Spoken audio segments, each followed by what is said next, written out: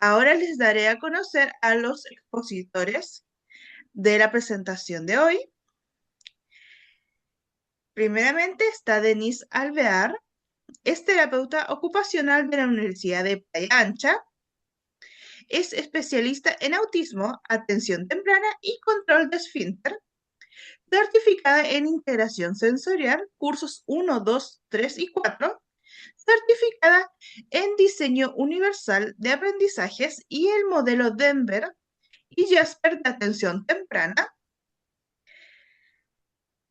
Nivel introductorio, es docente de la carrera de terapia ocupacional de la Universidad de Playa Ancha, además de tener cursos afines relacionados con autismo, TDAH, integración sensorial, atención temprana, autismo en mujeres, método Olsen de escritura, selectividad alimentaria y regulación emocional. Seguimos con la docente Daniela Araya. Es fonoaudióloga de la Universidad de Chile, máster en autismo y atención temprana, ISEP España, diplomada en trastornos de la deglución y alimentación, Universidad de Chile, diplomada en comunicación aumentativa y alternativa, Universidad del Desarrollo, especializada en autismo, atención temprana, comunicación aumentativa y alimentación responsiva. Certificada en Green Floten nivel 1, en SOS Approach, cursos afines en TDAH, alimentación selectiva, modelo Denver, y modelo Jasper. Seguimos con el docente Simón Tello, nutricionista de la Universidad de Chile, magíster en nutrición y metabolismo, con especialidad en investigación, Universidad Rabori y Virgili, Tarragona y Universidad de Barcelona, España. Diplomado en Educación y Marketing en Salud Pública y Nutrición, INTA, Universidad de Chile, y evaluador ISAC nivel 2. Con esto dejo a los docentes. Muchas gracias, Ruth. Buenas Hola, muchas noches. gracias. Bueno, buenas Hola. tardes, noches, ¿cierto? A Daniela, Simón y a todos y todas los presentes. Agradecemos mucho que se hayan conectado a esta instancia. Esperamos que esta jornada sea bien enriquecedora. Sabemos que una hora, un poquito más, no es suficiente, ¿cierto? Esto de cierta manera es para tentarlos un poquito para el curso que es más completo. No obstante, siempre es bueno conocer en la generalidad acerca de conceptos y algunos elementos para poder tener una idea y poder también elevar conversaciones con otros profesionales, ¿ya? El día de hoy vamos a iniciar el seminario los tres docentes, que somos los tres los que vamos a participar en el curso, porque consideramos fundamental tener una mirada mucho más amplia al momento de poder generar abordajes que puedan ser mucho más integrales. No sé, chicos, si quieren complementar con algo antes de comenzar. Dale. Hola. Perfecto. Entonces, dale, Simón. No, solamente felicitarle a todos por estar aquí, por estar interesadas e interesados en seguir aprendiendo. Muchas gracias. Entonces, vamos a comenzar con nuestro seminario, el cual tiene por nombre Selectividad Alimentaria, Generalidades e Implicancias en las Trayectorias Evolutivas Diversas. ¿Qué cosas vamos a abordar el día de hoy? ¿Qué es la alimentación y la diferenciación con la conducta alimentaria y la selectividad alimentaria? Alimentación como necesidad y proceso de aprendizaje. Vamos a hacer una cabida al desarrollo sensorio-motor, la correlación con la alimentación y si esto realmente siempre tiene que ver con temas sensoriales. Y por último, vamos a hablar, ¿cierto?, de apoyos generalizados en personas con selectividad alimentaria. Dicho eso, antes de comenzar, ¿cierto?, en profundidad, un poquito en relación a lo que vamos a conversar, es súper importante poder hacer una diferenciación de estos conceptos, ya entre alimentación, conducta alimentaria y selectividad alimentaria. Yo voy a hablar un poquito de alimentación, ¿cierto? Y después Daniela va a continuar con los otros dos conceptos. Hablar de selectividad alimentaria, ¿cierto?, implica entender que tenemos a la base una alimentación. ¿Y qué es la alimentación? La alimentación forma parte de las ocupaciones, ¿cierto? Es parte de las actividades de la vida diaria. Es una actividad que tiene que ver con la sobrevivencia. Y alimentarse no es solamente llevarse el alimento a la boca o tragarlo. Alimentarse implica una serie de procesos conscientes, ¿cierto?, en relación a mi disposición, mi preparación y la ingesta también de nutrientes. Cuando yo uso cubiertos, cuando yo busco algo para comer, cuando yo lo dispongo o lo preparo, cuando yo lo pongo en la mesa y lo llevo a mi boca, eso es alimentarse, ¿ya? Que no es lo mismo que comer, pero sí están correlacionados, ¿cierto? Cuando ya como es cuando el alimento está en mi boca y llega después hacia mi estómago con todos estos procesos involuntarios, ¿cierto? Que yo no manejo, ¿cierto? Y que se llevan a cabo en mi cuerpo para poder procesar el alimento. Dale, dale. Vamos a hablar también hoy día de lo que es la conducta alimentaria, que va a ser nuestra conducta visible respecto a la alimentación cuando nos enfrentamos a esta ocupación de alimentarnos. Eh, y vamos a hablar también y hacer la diferencia con la selectividad alimentaria, que va a ser cuando esta conducta alimentaria se ve interferida por alguno de los factores que influyen en ella y puede llegar a afectar incluso la cantidad y calidad de alimentos que estamos consumiendo. ¿Sí? Dale, Denis. ¿Denis? Ahí sí. Ya. Nosotros tenemos la idea como adultos y muchos también como profesionales tenemos esta idea de que la alimentación es una necesidad súper automática. Y a pesar de que sí es una necesidad básica, no es nuestra prioridad. ¿Sí? Entonces, desde aquí inmediatamente vamos a hacer una modificación en a veces este pensamiento que tenemos como adultos de que le decimos a las personas que son selectivas o a los padres de los niños que son selectivos como déjale que le dé hambre porque después va a comer lo que sea. No, es una necesidad básica, pero no resulta tan automática, tiene muchos factores que influyen en ella y ahora lo vamos a ir viendo con más detalle. Dentro de nuestras necesidades más básicas, las más automáticas va a ser la respiración, la búsqueda de hidratación, la búsqueda de refugio, la búsqueda de afecto y la búsqueda de nutrientes se va a priorizar, pero con ciertos factores importantes que influyen. Pasemos a la siguiente, Denis. Entonces, Ahora ¿cuáles para van a ser? complementar, ay, perdón, ¿Qué cosa? perdón, dale, dale, perdón, te interrumpí, dale. Entonces, ¿cuáles van a ser los factores que influyen en la conducta alimentaria? Como decía Denise, la alimentación no es llegar y meterse alimentos en la boca, no es llegar y pasar nutrientes. No es solamente eso, sino que tiene una serie de conceptos, serie de factores relevantes para nosotros como seres humanos que van a interferir, van a intervenir directamente con lo que es nuestra conducta visible frente a los alimentos. Entonces, después Denny va a profundizar un poquito más en todo lo que es participación social, procesamiento sensorial y en el desarrollo sensoriomotor, ¿verdad? Tenemos también lo que son el proceso de deglución y el aprendizaje de las habilidades motoras orales para poder alimentarme adecuadamente.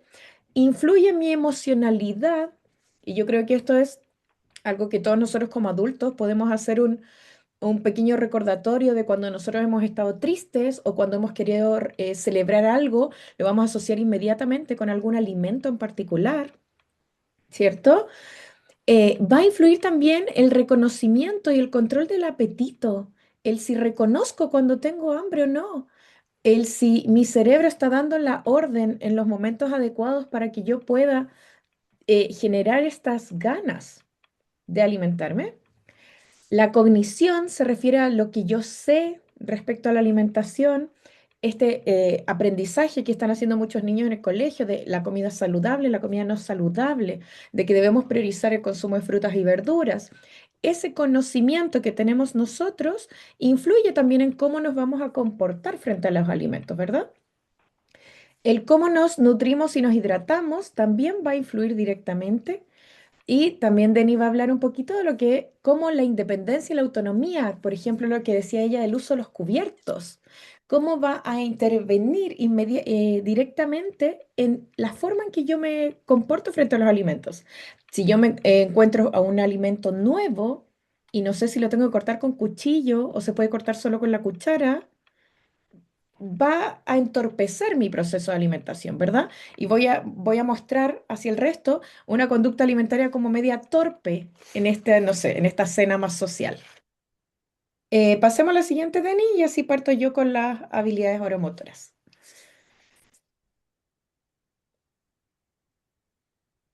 Entonces, lo que les decía, la alimentación, a pesar de ser una necesidad básica del ser humano, no es automática, no es un reflejo, es un aprendizaje.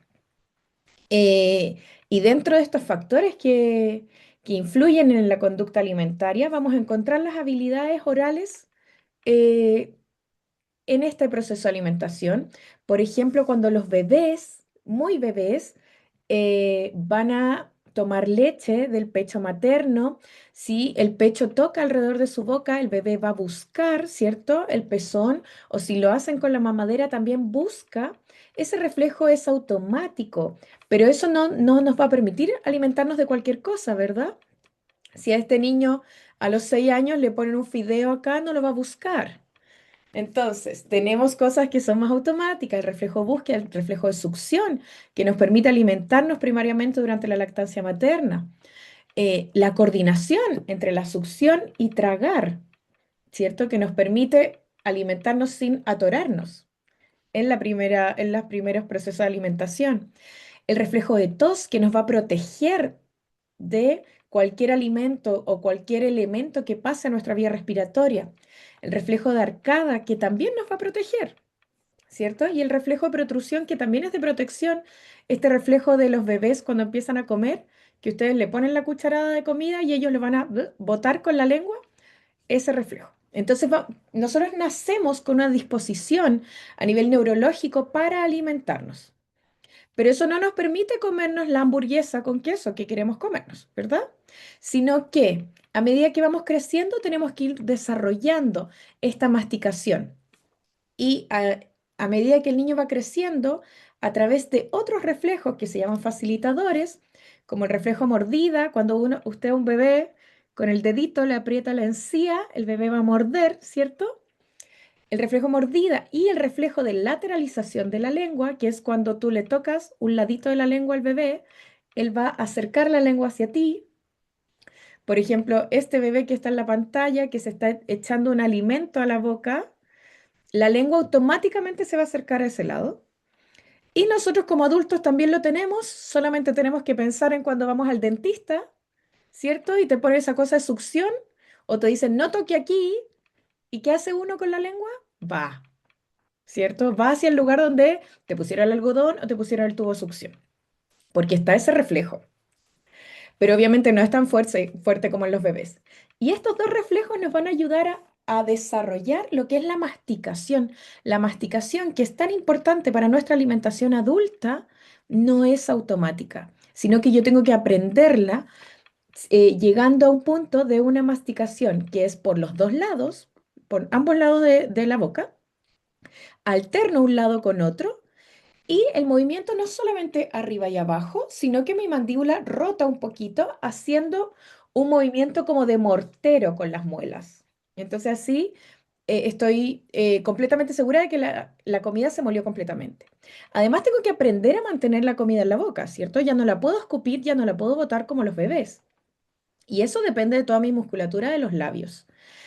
Y tenemos que tener ojo que esta madurez de la masticación y de la mantención del alimento en la boca puede verse alterada durante la vida. Imagínense, logré desarrollar mi masticación y se me cae un diente. Cambia todo. O se me ocurre ponerme un piercing a los 15 años. También va a cambiar todo. Entonces, este sistema de alimentación tiene que estar en constante aprendizaje para poder mantener la alimentación y poder mantener mi nutrición de forma adecuada. Dale, Dani.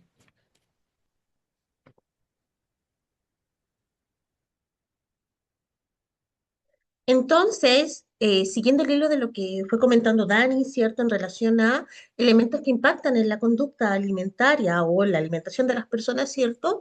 Vamos a hablar un poquito acerca del desarrollo sensoriomotor. Ya, ¿por qué vamos a hablar de esto? Porque históricamente, cuando se habla de selectividad alimentaria, hay una fuerte correlación hacia lo sensoriomotor o lo sensorial. Dicho esto, entender el desarrollo sensoriomotor implica que este se da por dos factores principales, la maduración del sistema nervioso central y también la estimulación del entorno. ¿Qué quiere decir esto? Necesitamos de ambos factores para que las niñeces, ¿ciertos?, evolucionen y se vayan transformando en adolescentes y también en adultos. Entonces, esto permite poder observar el desarrollo sensoriomotor, ¿cierto?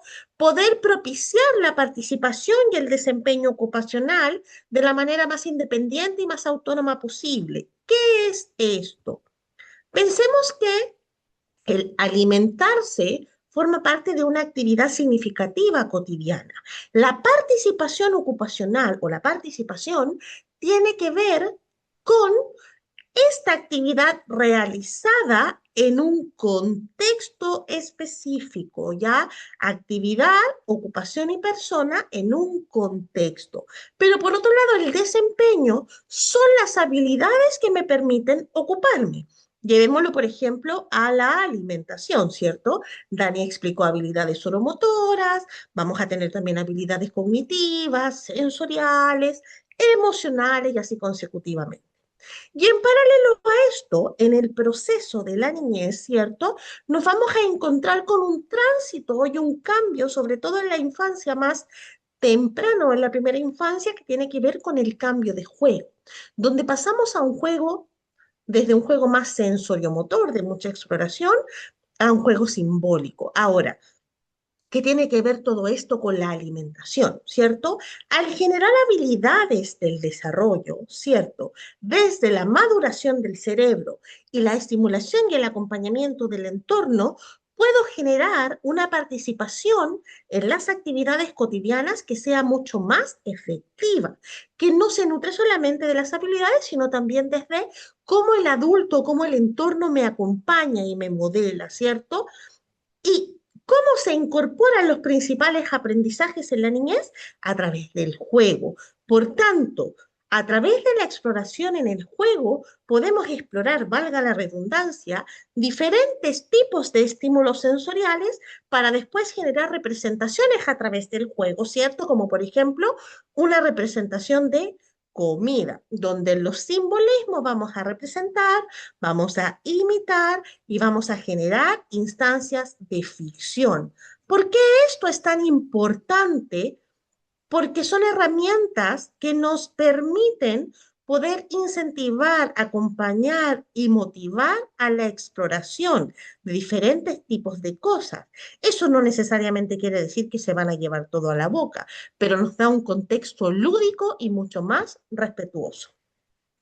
Ahora, en este mismo contexto de desarrollo sensoriomotor, tenemos que entender que el desarrollo sensoriomotor, ¿cierto?, es un todo, que compone lo sensorial y lo motor.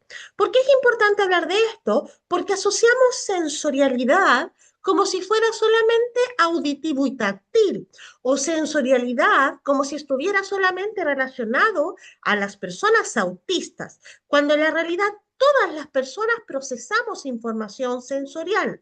Eso no quiere decir que ese procesamiento es perfecto o que todas las personas van a tener implicancias desde la integración sensorial. Dicho esto, no podemos olvidar que son 8 sentidos los que existen, donde el último en ser estudiado es la interocepción.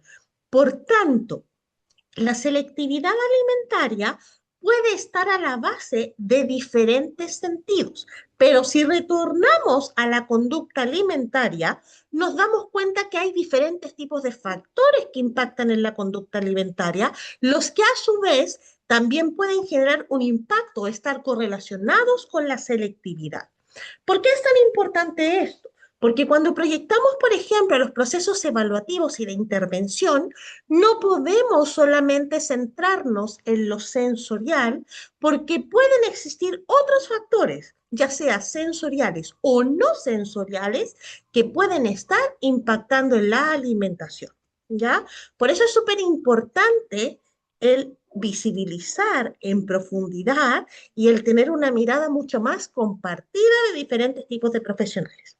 Entonces, dentro de lo sensorial, dificultades del procesamiento sensorial, ¿qué nos podemos encontrar que pueda impactar con la alimentación? Entendiendo que no son los únicos factores, ¿ya? Defensividad táctil, ¿ya? Cuando hablamos de defensividad táctil es la hiperreactividad a estímulos táctiles superficiales. Pero ojo, no es lo mismo la defensividad táctil generalizada que en la zona oral. Dicho esto, yo puedo ser defensivo oral, más no generalizado, o viceversa, o puedo tener de ambas. Por tanto, no todo rechazo alimentario tiene que ver, por ejemplo, con la molestia de texturas, ¿ya? Por otro lado, bajo registro sensorial oral táctil o baja discriminación. Esto es al revés. En vez de yo reaccionar mucho, puedo buscar con mayor intensidad estímulos táctiles. Llevemos esto a la boca. Puedo tener predilección por alimentos que sean de sabores o grosores o crocancias mucho más intensas, porque van a satisfacer esta estimulación que no estoy teniendo con alimentos como, por ejemplo, fideos blancos. Y hay algunas personas, sobre todo en el caso de las niñeces, que necesitan más información de zona oral. Por tanto, pueden incluso empujar la comida con las manos o llenar, ¿cierto?, la carita o los cachetes de comida para tener mayor sensación dentro de la boca. Y eso también tiene que ver con lo sensorial. Vamos a tener, por ejemplo, personas con baja discriminación propioceptiva, personas que pueden buscar propiocepción. Por tanto, también nos podemos encontrar con personas con mayor predilección por alimentos más duros o crujientes. ¿Por qué? Porque cuando yo mastico con mayor intensidad o con mayor sonido o respuesta sensorial, estoy estimulando esto, que es la articulación temporomandibular. Y en paralelo nos podemos encontrar con niños, por ejemplo, que se llevan a la cosa cosas para morder, ¿ya? O masticar, pero no necesariamente para comerlas. ¿Por qué? Porque estoy buscando estímulos sensoriales, ¿ya? ¿Qué más? Vamos a tener dificultades en el planeamiento motor. Planeamiento motor no es solamente motor. Cuando yo planifico, planifico a nivel de funcionamiento ejecutivo. ¿Dónde está mi lóbulo frontal? Está la corteza somatosensorial, que tiene que ver con lo táctil propioceptivo. Imagínense lo que es, más allá del tipo de comida, todo lo que implica la coordinación de sentarme, mantener una alineación postural, tomar el tenedor, clavar la comida y llevarla a mi boca. Ese proceso que para nosotros puede ser muy automático, para algunas personas requiere de mayor intencionalidad en el pensamiento, en la acción misma. Por tanto, muchas veces nos vamos a encontrar con personas que prefieren comer alimentos con la mano para evitar usar cubiertos. Y desde ahí van a haber una serie de alimentos que pudieran ser evitados al no necesariamente tener que usar el cubierto, ¿ya? Y por otro lado, la sensibilidad olfativa.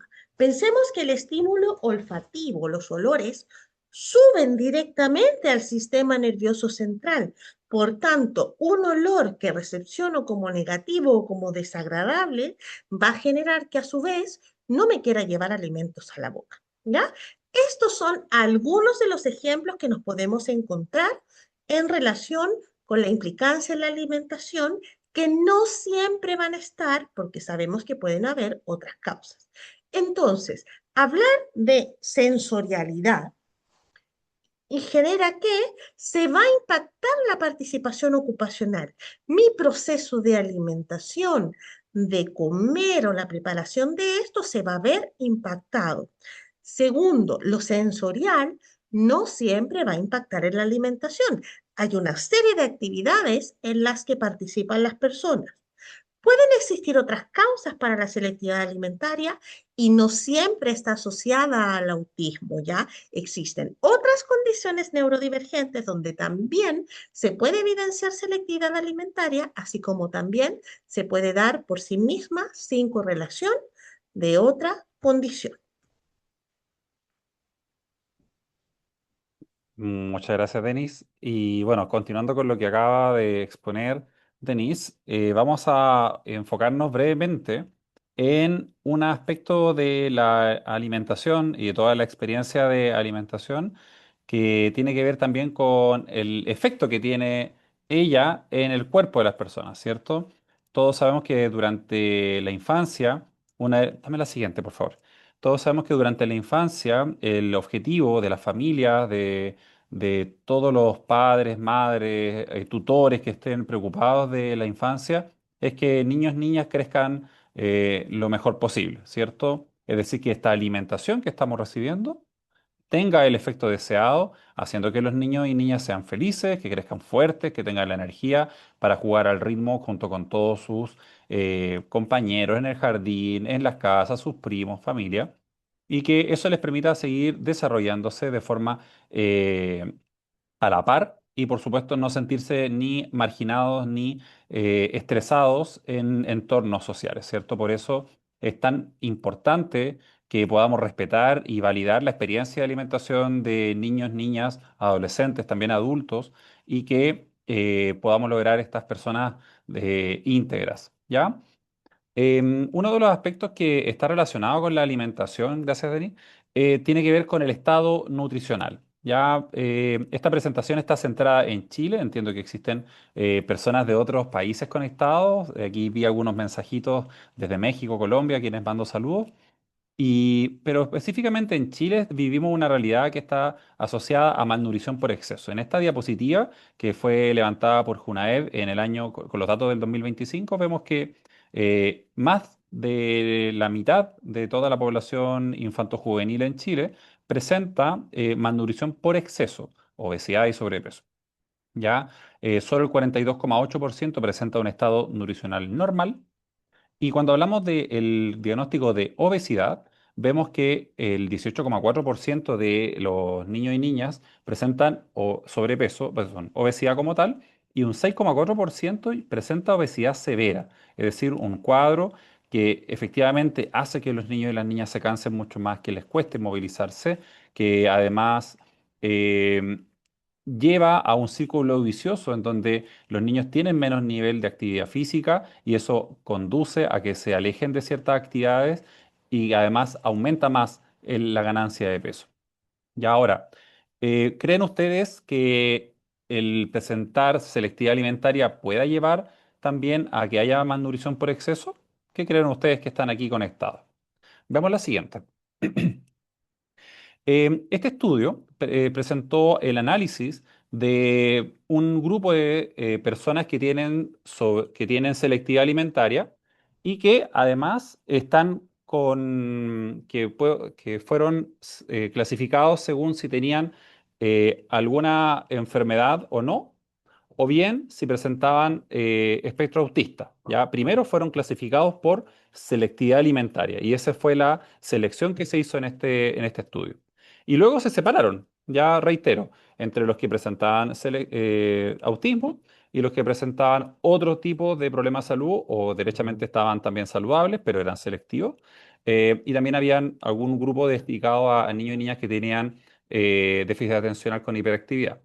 En específico, si revisamos acá, está en inglés, perdón, la diapositiva, desde los niños que presentaban, que no eran autistas, pero sí tenían selectividad, había un 47,5% que presentaba una inadecuada ingesta de calorías.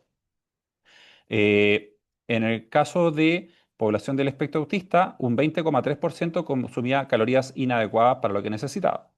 El exceso de calorías, en cambio, se presentó en más cantidad en población del espectro autista, ¿ya?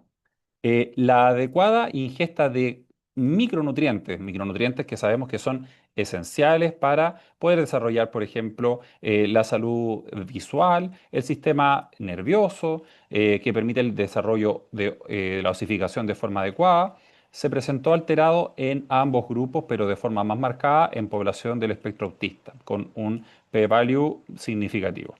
¿Ya?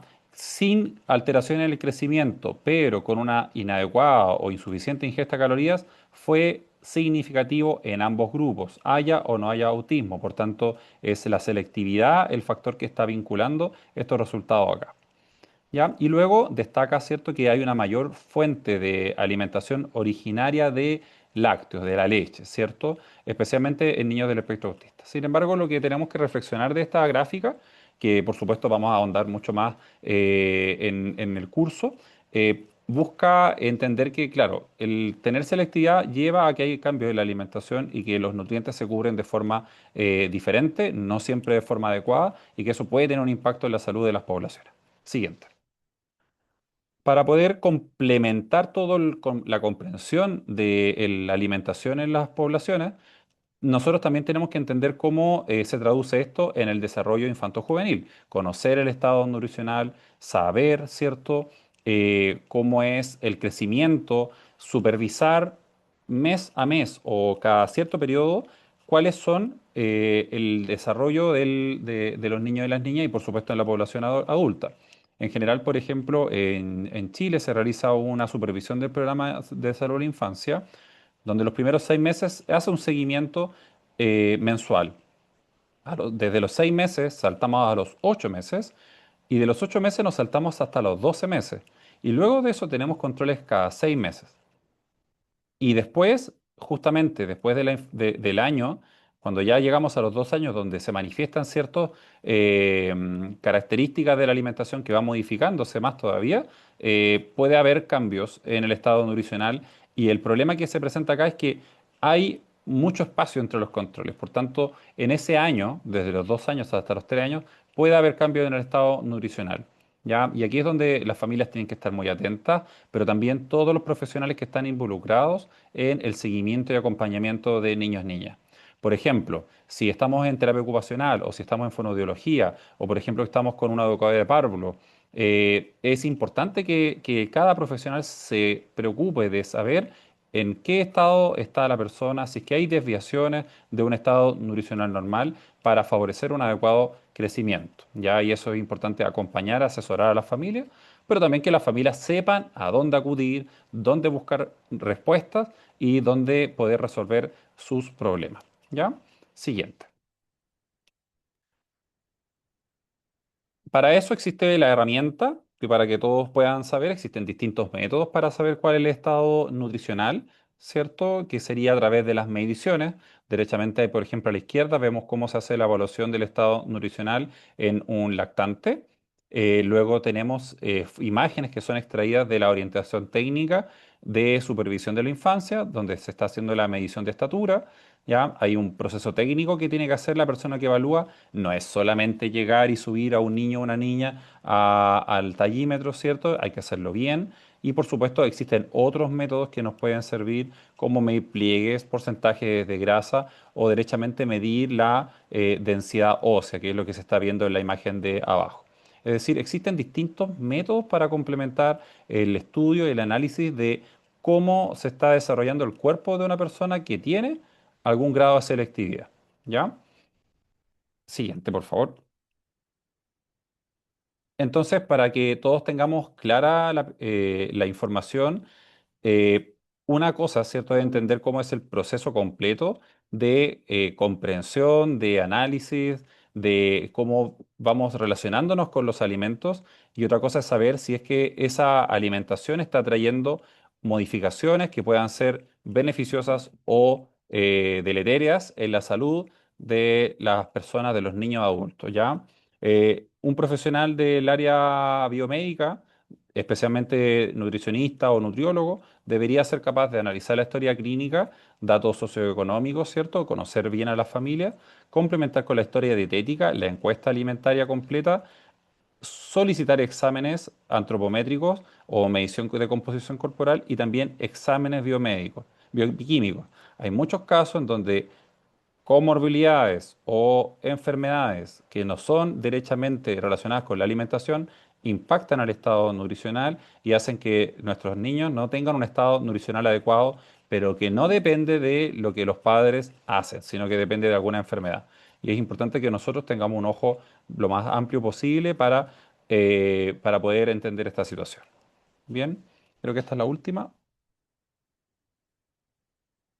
Bueno, cerrando este espacio dedicado al área nutricional, es importante que podamos tener una visión completa de lo cuáles son los requerimientos de la persona, independiente de la etapa del ciclo vital, conocer también cuáles son los nutrientes, saber de dónde vienen esos nutrientes, cómo podemos encontrarlos, y luego eso se traduce en alimentos que puedan adaptarse a cada familia según su realidad, sus gustos y sus necesidades.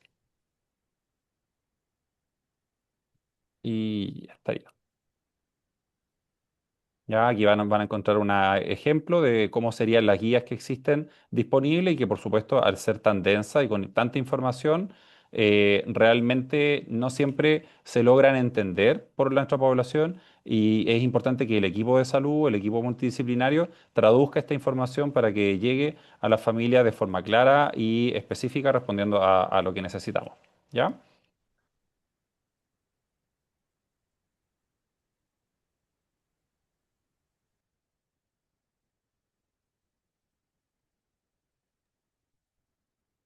Entonces, ¿qué pasa cuando las recomendaciones ideales, por ejemplo, a nivel nutricional, de la alimentación, no están funcionando con estos niños, niñas, con estos adolescentes o incluso con los adultos?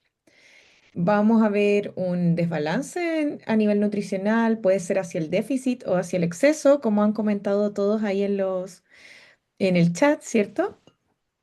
Va a existir mucha preocupación parental y de los tutores, y incluso llevando a la desesperación. Yo creo que ustedes lo han visto como profesionales, hay un nivel de angustia muy grande de parte de los cuidadores y se altera debido a esta emoción tan potente en los cuidadores, se altera todo lo que es la experiencia de la alimentación, porque acuérdense que influye mucho el tema emocional, el tema contextual, el tema social. Entonces, si yo, niño pequeño, estoy consumiendo algo y empiezo a rechazarlo porque en realidad no se ve tan apetitoso para mí, y percibo que mi mamá se está poniendo nerviosa, que se está angustiando, o quizás mi mamá se está angustiando tanto que me empieza a hablar de una forma que es más tensa, evidentemente la experiencia no va a ser grata y voy a asociar este alimento a una experiencia no grata. Pasemos a la siguiente, Denis. Todo lo que hemos nombrado respecto a la conducta alimentaria y cómo ésta se puede ir viendo interferida por distintos factores, ¿cierto?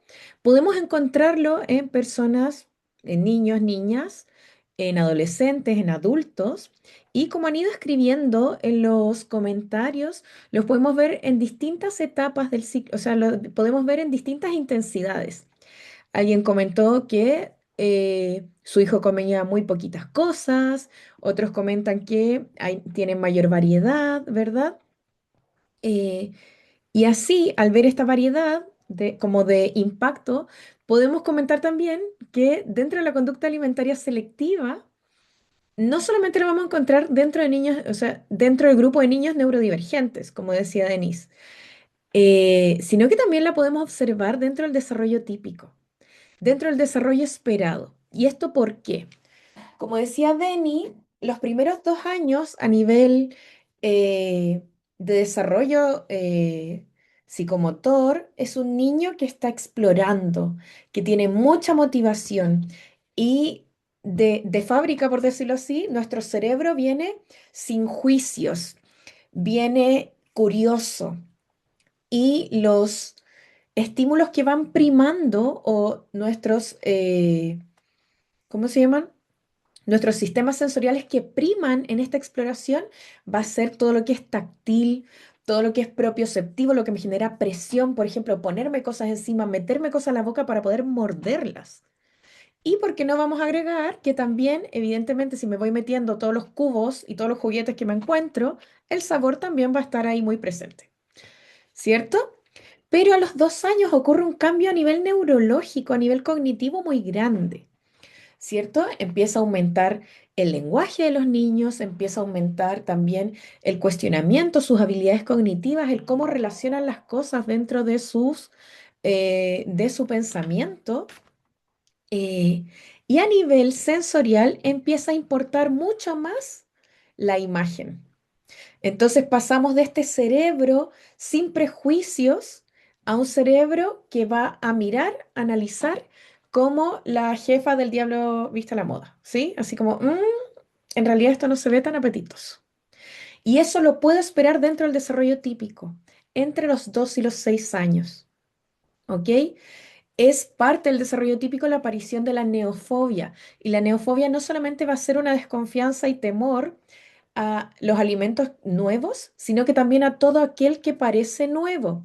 ¿Y por qué comento esto? Porque muchas veces me ha pasado con padres de chicos de desarrollo típico que me comentan, pero si él come huevo, yo no entiendo por qué no me recibió los huevos revueltos si él come huevo. Ok, pero ¿cómo se come el huevo? Lo come duro. El huevo revuelto es un alimento nuevo. ¿Por qué? Porque visualmente tiene otras características.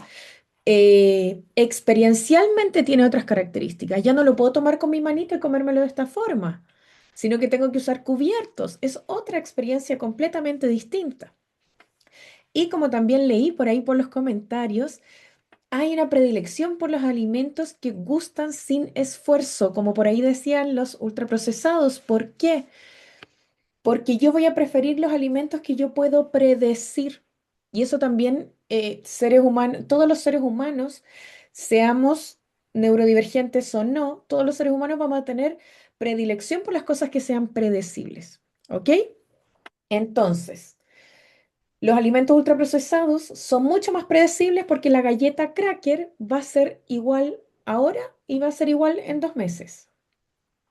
Pero la manzana no es la misma ahora que la manzana del verano. La frutilla no es la misma ahora que la frutilla del verano. Son menos predecibles, se mantienen menos en el tiempo. E incluso muchas frutas y muchas verduras no va a ser igual el tomate que me como hoy que el tomate que me como mañana. Y nuestro cerebro, como les decía, viene como programado para que me gusten las cosas predecibles. Viene programado para priorizar y preferir los alimentos dulces en primer lugar y salados en segundo lugar. Y venimos también seteados para rechazar los alimentos que son amargos. Y todos mis amigos nutricionistas que están conectados ahora, yo creo que saben qué alimentos son amargos, las verduras, ¿verdad? Entonces nuestro cerebro nos va a decir, es un veneno, va a entrar en estado de alarma, por eso no lo voy a preferir, porque mi sistema neurológico, lo más primitivo, me va a decir como, por ahí no. Estas características las puedo observar en niños de desarrollo típico, pero ¿cuál es el límite? Ya, ahí vi cuando que están preguntando por ahí. Pasemos a la siguiente, Deni.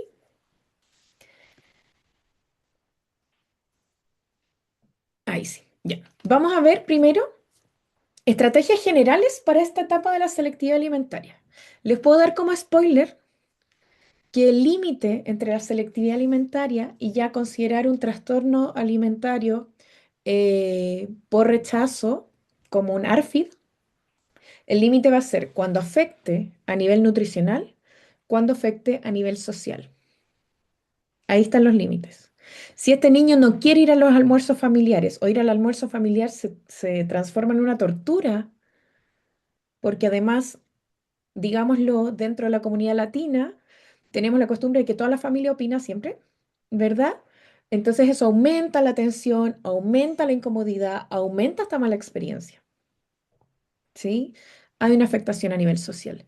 Si este adulto no quiere ir a almorzar con sus amigos porque no saben que van a ir a almorzar, si este adolescente no quiere ir al cumpleaños porque es desde el almuerzo, Esos son impactos a nivel social.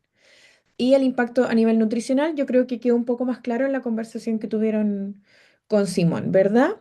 En general, mucho por exceso, por déficit también de nutrientes y también en los adultos especialmente puede haber inicio de enfermedades metabólicas no transmisibles, ¿cierto? Resistencia a la insulina, hipertensión, por esta mala alimentación. Ese es el límite. Ahora, Eh, complementando dime, lo que dime. dice Dani, ¿cierto? Y también lo que ha hablado Simón, hablamos acerca de la conducta alimentaria, elementos que impactan en la conducta alimentaria. ¿Qué pasa cuando existe, cierto, un trastorno que se profundiza, cierto? Ahora, esto no quiere decir que ante el impacto nutricional, el impacto metabólico, el impacto emocional, la restricción social, debamos obligar a la persona a comer o presentarle a través de los apoyos los alimentos sí o sí para que los lleve a la boca. Así como se configura, ¿cierto? Una condición, se requiere de tiempo, de apoyos respetuosos y de una mirada integral para hacer un acompañamiento, ¿ya? Dicho eso, no existen tratamientos palo blanco, ¿ya? Lo que más comúnmente nos vamos a encontrar es exponer progresivamente a las personas a diferentes alimentos. No, ¿ya? Existen diferentes elementos que necesitamos trabajar para poder entregar apoyo en relación con la selectividad alimentaria. Ahora, esto es muy específico, ¿cierto? Requiere de mayor profundización. No obstante, vamos a entregar algunas estrategias generales que podemos utilizar para enfrentar la etapa selectiva, ¿cierto? O para acompañar estos procesos, para mitigar también la reactividad. Ya entre esto, propiciar las experiencias sensoriales diversas. Obviamente, entendiendo que aquellas que generan restricción, vamos a ser súper respetuosos, ¿cierto? Vamos a exponer, vamos a dejar los elementos, permitiendo que las personas las puedan explorar. Vamos a evitar restricciones en la exploración. Por ejemplo, si yo tengo a un niño o un adolescente que le molesta el tacto, no le voy a pescar las manos y se las voy a meter a una caja para que explore el tacto, ¿cierto? Voy a presentar el estímulo, le voy a explicar lo que es, vamos a utilizarlo, por ejemplo, en un contexto de juego o de actividad entretenida para mitigar el impacto emocional que puede representar también ese estímulo y optimizar lo que se llama el nivel de alerta.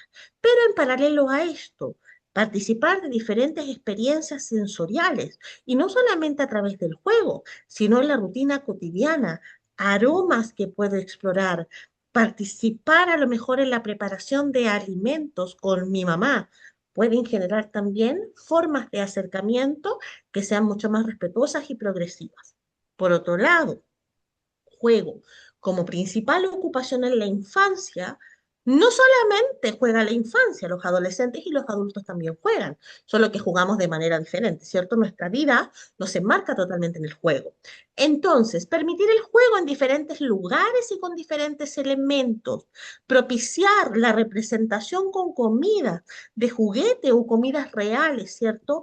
Permitir que los niños participen, permitir que los adolescentes participen, no con el fin de probar, con el fin de explorar, de conocer, de identificar características que sean más concretas, ¿cierto? Porque esos son los primeros acercamientos.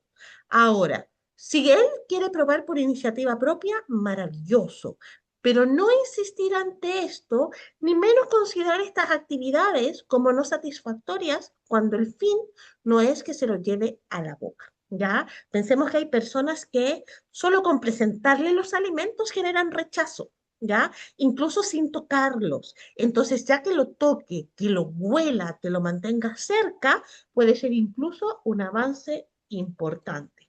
Dale, dale. Eh, Iba a comentar respecto al juego. A mí me pasó que un adolescente se descargó un juego de celular que era de armar sushi.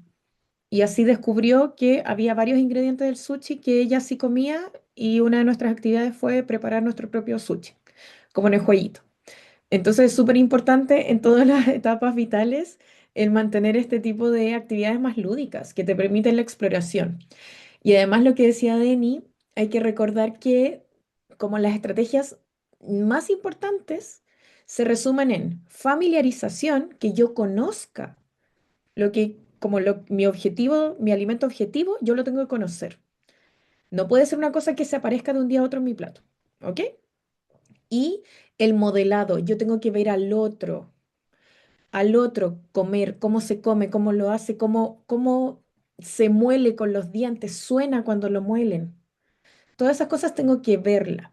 Piensen que, como les daba el ejemplo de antes, hay muchas cosas de la conducta alimentaria que vienen desde nuestro ser más primitivo, por decirlo así. Entonces, si yo veo esta verdura y mi cerebro primitivo me dice que es un veneno, pero yo veo a mi mamá comerlo, a mi papá comerlo y a mi hermano mayor comerlo, es mucho más probable que yo me atreva a probarlo. ¿Sí? Vamos a permitir la alimentación independiente. Aquí no vamos a obligar a comer a nadie. ¿Ok? Obligar a comer no es una estrategia para superar la selectividad alimentaria. Los niños y niñas, ojalá desde muy pequeños, sentarse a comer con los papás, aunque ellos no estén comiendo. Yo sé que en edades mucho más tempranas los niños almuerzan más temprano, ¿cierto? O su última leche es más temprano. Pero lo ideal es que en las comidas familiares, en la oncecita, por ejemplo, esté ahí el niño también. Y si quiere con un platito, y si quiere con un pedacito de algo que sí pueda comer, que sea adecuado a su edad, para que puedan observar, para que puedan imitar, para que puedan familiarizarse. ¿Ya? Y aprender esto que tenemos es muy de Latinoamérica. Comer es una instancia social de disfrute para prevenir. Delante hablaban en el chat sobre el baby led weaning, ¿cierto? El baby led weaning es un proceso de aprendizaje de la alimentación en que yo también puedo prevenir muchas cosas.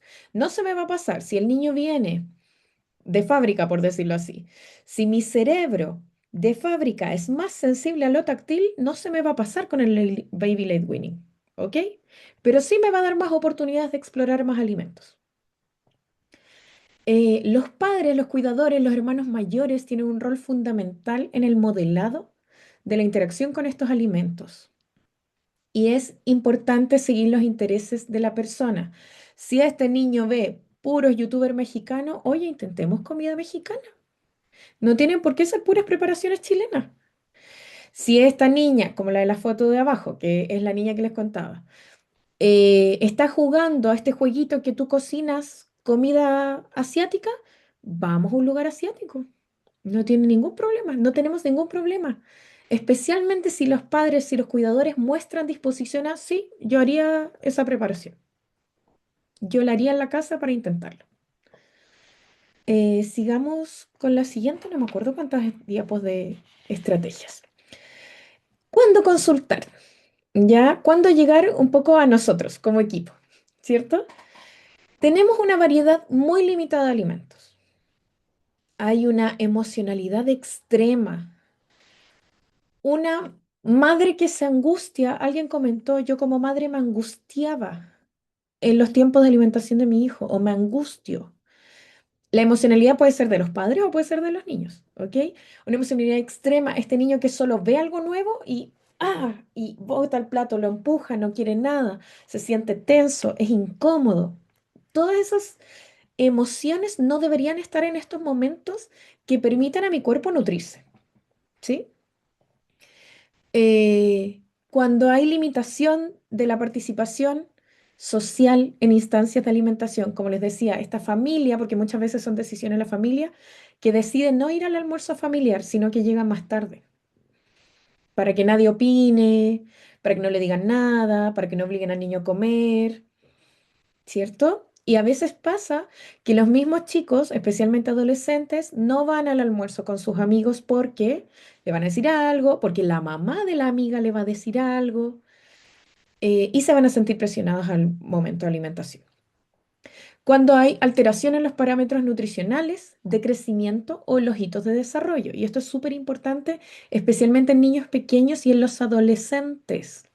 Y aquí es muy importante para todos los nutricionistas que están conectados que cuando hablen con madres, padres, cuidadores, tutores, les expresan que a lo largo del ciclo vital necesitamos distintas cantidades de nutrientes, porque yo he tenido niños en sus 12 años donde, y esto lo aprendí trabajando con ustedes, nutricionistas, a los 12 años necesitan mucha energía, ¿cierto? Y necesitan una mayor cantidad de energía de lo que va a necesitar un adulto, pero esta madre, como nunca nadie se lo dijo de forma concreta, ella le estaba dando la misma cantidad de carbohidratos que ella consumía, que al ser adulta, mujer, además, con estas presiones sociales, se servía muy poquito y el niño estaba ojeroso. A él lo mandaron conmigo, no solamente por su variedad limitada de alimentos, sino porque estaba ojeroso y con poca energía en el colegio. Entonces la derivación correcta era más a Nutri. Y ella había pasado por nutricionistas con él y nadie le había dicho expresamente, este niño necesita más carbohidratos. ¿Sí? Así que ojo ahí. Seamos súper, súper, súper concretos. Cuando hay presencia de vómitos o de náuseas recurrentes, tenemos que pensar en más allá de la selectividad. Puede que no sea solo selectividad. ¿Ok? Tenemos que tener ojo ahí. Y cuando hay dependencia, perdón, de suplementos. Y los suplementos van a ser cualquier suplemento. Hay familias que no consideran el Pediasure, por ejemplo, un suplemento.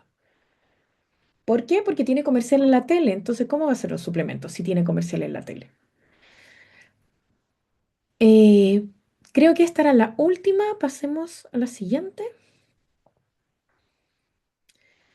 Yo alcancé a leer una pregunta, la voy a buscar en el chat, que la encontré bien interesante. Mientras que Dani busca la pregunta, en honor al tiempo, vamos a dar espacio para dos preguntas, ya 2 a 3 preguntas. Dani encontró una que en el chat nos dimos Sí. cuenta que hay muchas preguntas muy buenas, ya. Mm. Probablemente vamos a buscar esas y si no, vamos a dar espacio para que levanten la mano, de preferencia para realizar preguntas para complementar la información. Sabemos que tienen mucho que decir, que quieren también exponer sus experiencias ya, pero es súper importante dar cabida a responder preguntas que además son preguntas que se comparten entre muchos de ustedes, ¿ya? Así que dale, Dani, si encontraste la pregunta. Sí, justo Maite está levantando la mano y es la pregunta que iba a leer. Maite, si la quieres hacer con micrófono.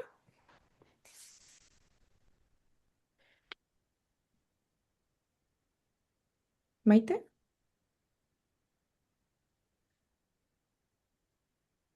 Si quieres, la puedes leer, Dani, mientras a lo mejor Ya, sí, mejor. se cayó el internet. Maite No, escribió, hablando de... ya le di espacio al micrófono, ahora podría prenderlo. Ok, Ahí sí. muchísimas gracias, ya se escucha. Bueno, sí, mi pregunta iba dirigida a lo de esconder los alimentos. Yo he leído mucho en mi caso con mi hijo el esconder los alimentos porque en él es visualmente muy rutinario, ¿no? Entonces, cuando le presento los hotcakes, pues le escondo las verduras, pero mi duda es que en cierto momento, obviamente, son muy listos los pequeñitos y se dan cuenta, él cuando me he percatado que cuando los preparo y él está viendo que le pongo la verdura, no se lo come, pero si se lo vuelvo a preparar sin que él note que le agregué, se lo come. Entonces, aquí la pregunta era, ¿cuándo pone en riesgo la predictibilidad y la confianza? En este caso, donde ellos depositan esa confianza o esa seguridad del plato y que pueda provocar un rechazo total a ese alimento si él descubre ese camuflaje. Muchas gracias. Mira, yo no soy muy fan de esconder los alimentos, pero no por la preparación, sino que si él te dice, esto tiene verdura, y que tú le digas que no, ahí es cuando yo entro en problemas. Mm. ¿Por qué? Y es por varias cosas. Primero, es por lo que dices tú, de la desconfianza en cuanto a la alimentación. No voy a saber si este hot cake que mi mamá me dio tiene o no verdura, porque cuando le pregunto me dice que no, pero yo la vi, por ejemplo. Entonces uno pierde un poquito ahí la confianza y puede causar lo que ponías en el escrito, puede provocar incluso un rechazo a este alimento que era su alimento seguro. Yo te sugeriría presentarle sus hotcakes de siempre, quizás los que él no vio que tienen verdura, y presentarle uno que tiene una verdura, no sé, y quedó más naranjo porque tiene zapallo, o quedó un poco verde porque tiene espinaca. Entonces, mira, hice esta otra receta, lo presentas con un alimento nuevo.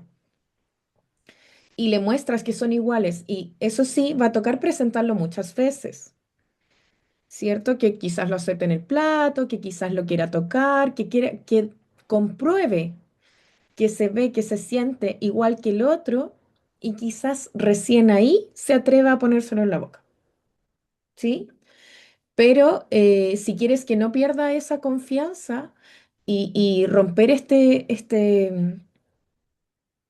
que no llegue a este paso de dejar de lado este alimento seguro para él, que son esos hotcakes que decías tú,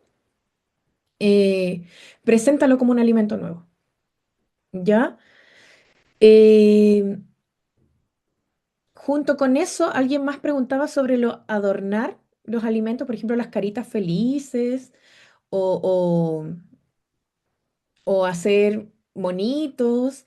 Muchas veces eso para algunos niños puede ser útil para la presentación de alimentos nuevos, pero si tenemos una base de temas sensoriales o de rigidez frente a la alimentación, acuérdense que la cognición influye mucho, entonces de rigidez frente a la alimentación, por mucho que yo le haga la Mona Lisa de comida, no lo va a intentar, ¿ya?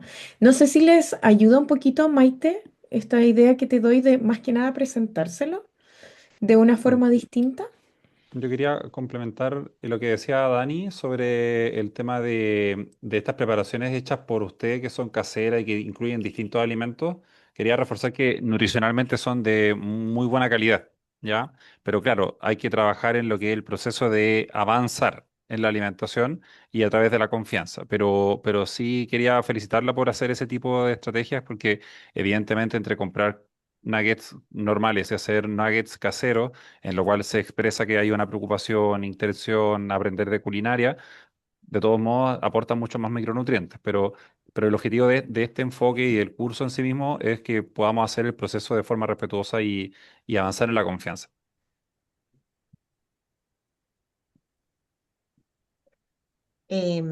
Hay unas preguntas en el chat que se han repetido en relación a cómo generar o cómo hacer que los chicos acepten nuevas texturas en los alimentos, ¿ya? Ahí, bueno, los chicos pueden complementarme después un poquito, como para hacer como un consenso en relación a todo lo que hemos hablado. Hablar de textura no necesariamente tiene que ver con lo sensorial, ¿ya? Puedo rechazar una textura porque me molesta sensorialmente o porque cognitivamente me genera cierto rechazo porque es una textura nueva, por ejemplo, o algo que no es seguro. Ya, por tanto, tenemos que entender que dependiendo de la causalidad de lo que genere rechazo, ¿cierto? En la textura, es también lo que vamos a abordar. Y desde ahí, como bien se plantea, la necesidad, por ejemplo, de hacer un trabajo multidisciplinario. Por ejemplo, en este trío de profesionales, Daniela es la experta. Ya nosotros somos como los acompañantes de la. A pesar de que Dani es experta en alimentación, ¿cierto? Existen situaciones en las que Dani me deriva porque a pesar de ser la experta hay cosas que hay que profundizar. Por ejemplo, los temas sensoriales o los temas de flexibilidad mental.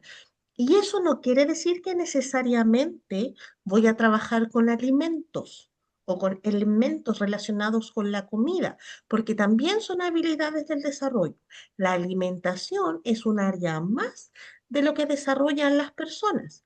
Pero obviamente para poder llegar al aumento de alimentos, al aumento de nutrientes, al aumento de la diversidad, también tengo que trabajar en paralelo otras habilidades y desde ahí la mirada, por ejemplo, compartida que podemos tener con Dani en ese aspecto complementario es súper importante. O por el contrario, en el caso de Simón, una cosa es la textura, una cosa es la cantidad de alimentos, pero los requerimientos nutricionales, cuando existen implicancias, son fundamentales.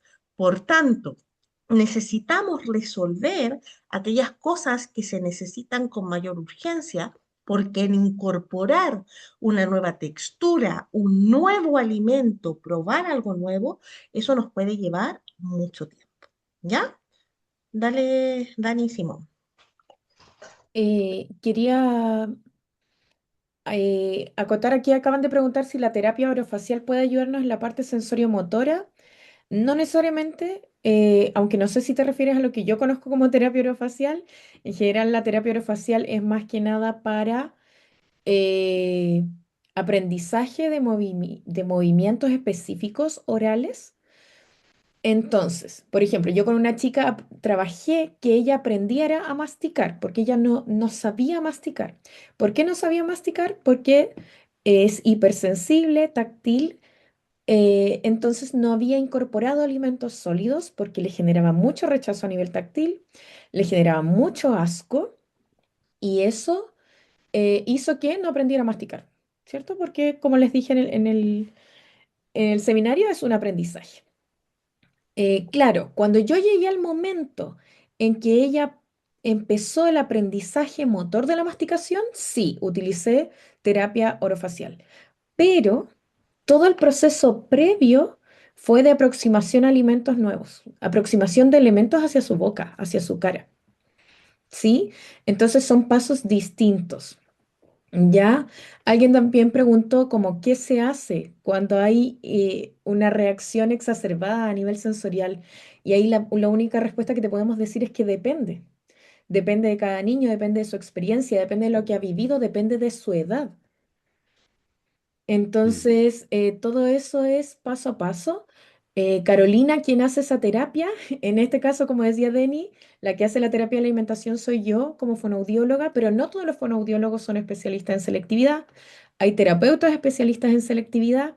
Entonces, más que nada hay que buscar un profesional que esté actualizado y que realice acompañamiento de la alimentación y quizás es requerimiento mío, pero que sea un acompañamiento respetuoso con su desarrollo y con sus características personales. Sí, sí, Absolutamente, Simón, de hecho, para juntamente, complementar y para que vamos cerrando. sí, quería, bueno, complementar lo que decía Daniela y Denise. Bueno, el trabajo multidisciplinario, el enfoque que se da en este espacio es comprender la amplia complejidad que significa la relación con la alimentación. Ojalá fuese tan sencillo como dar una receta y decir que, ok, demos este alimento y si no funciona este otro, o hagamos este diseño, o hagamos este cambio. Y ojalá aplicar a todos por igual. Ahí veía algunos consejos en el chat y debo decirle al menos, y creo que muchos de ustedes que están viendo el chat van a estar de acuerdo, que también es importante personalizar, responder a las necesidades de cada niño, cada niña y entender lo que pasa con cada característica individual, porque todos sabemos que nuestros hijos no tienen el mismo resultado unos y otros. ¿Cierto? Entonces, entendiendo eso, la invitación a todos es que podamos aprender en este espacio y que podamos también ir avanzando de forma respetuosa y entendiendo también todos los porqués. Muchas gracias, Simón. Bueno, agradecemos eh, a todos y a todas por su participación, por sus preguntas. Tratamos de fusionar muchas para contestarlas en este poquito tiempo. Sabemos que también existen muchas dudas aún, pero esperamos que a pesar de este poquito tiempo hayan aprendido algo nuevo, ¿cierto? No solamente desde la mirada de la selectividad, sino también desde la mirada profesional y desde la mirada de las experiencias, ¿ya? Lo que enriquece esta participación es cómo todos pueden aportar en relación a sus experiencias personales, de crianza, con sus usuarios, lo que nos permite tener diferentes miradas. Ahora, como bien dice Simón, para ir cerrando, es súper importante entender que todos estos procesos son personalizados, son integrales, dirigidos, no existe un palo blanco de terapia de selectividad alimentaria porque sería facilísimo, pero no es el caso. Dani, que es la que lidera estos procesos, puede llevar mucho tiempo en apoyo, ¿cierto? A veces hay que derivar cuando es necesario, a veces hay que derivar por otras cosas que surgen que no necesariamente tienen que ver con la alimentación. Por eso es súper importante ser súper conscientes de estos procesos, ir priorizando, entender a nuestros usuarios y entender también el contexto en el que se encuentran inmersos. ¿Ya? Mm. Así que muchas gracias por su participación, por su respeto. Dejo a Dani y a Simón para que se despidan. Muchas gracias a todos por sus comentarios también y esperamos que haya sido útil para ustedes toda la información que les dimos. Sabemos que es poquito, pero ya, como decía Denia, esto es para tentarlos para el curso que se viene pronto. Ujú. Sí, bueno, ha sido un gusto estar con ustedes nuevamente y bueno, espero ver a todos los que están aquí muy motivados con el tema en el curso que inicia ya desde la semana que viene. Muchas gracias, Muchas gracias. docentes. Muchas gracias por su presentación.